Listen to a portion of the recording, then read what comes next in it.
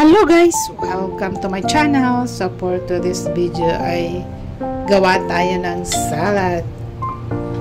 So nagkikrib ako ng salad guys. So kung ano yung nasa ref yun ang ating gagawin. So ayan, may lettuce tayo. So hinugasan ko na yan. So i-chop na lang natin.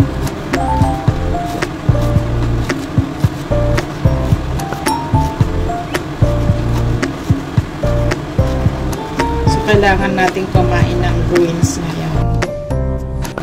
And then meron din tayong red bell pepper.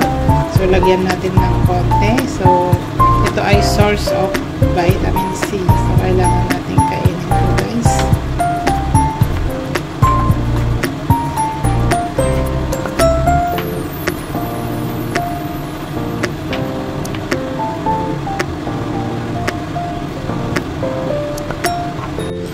And meron din tayong tomato. So, i-chop din natin. So, ilagay na natin lahat yan para mas marami.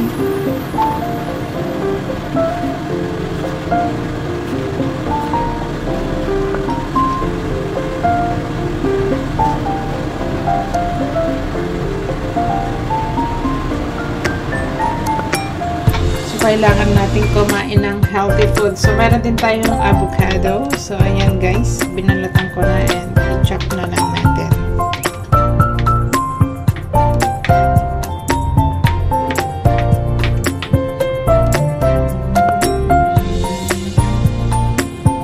And maglagay din tayo ng maliit na onion.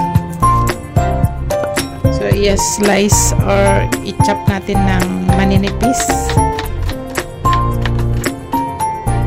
Dagdag flavor sa ating salad. So marami ding benefits yung onion guys. So kahit mabaho sa bunganga, so ilagay din natin. So maglagay din tayo ng half cucumber.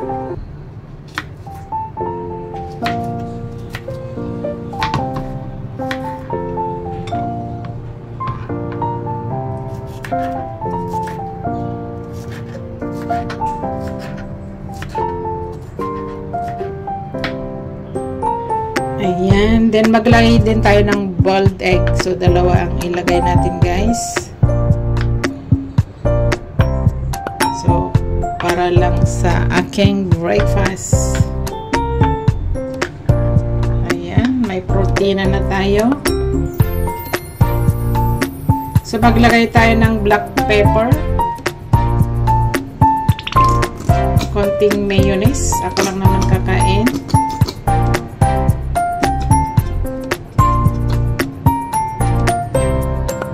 And squeeze lemon juice. So hindi ko nalalagyan ng salt guys kasi ako lang naman kakain. So okay na yan sa akin.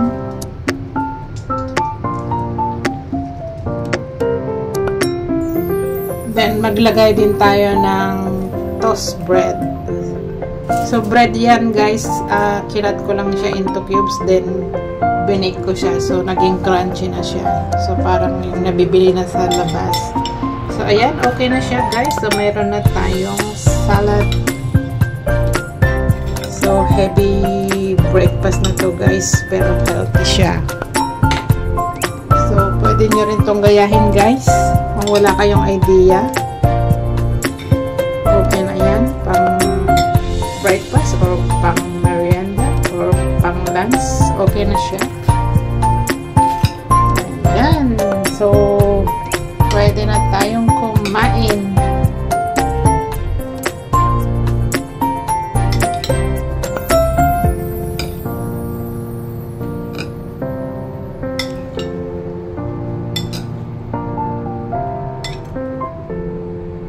So, ayan guys. Thanks for watching. See you in my next vlog. Please like and subscribe. Bye!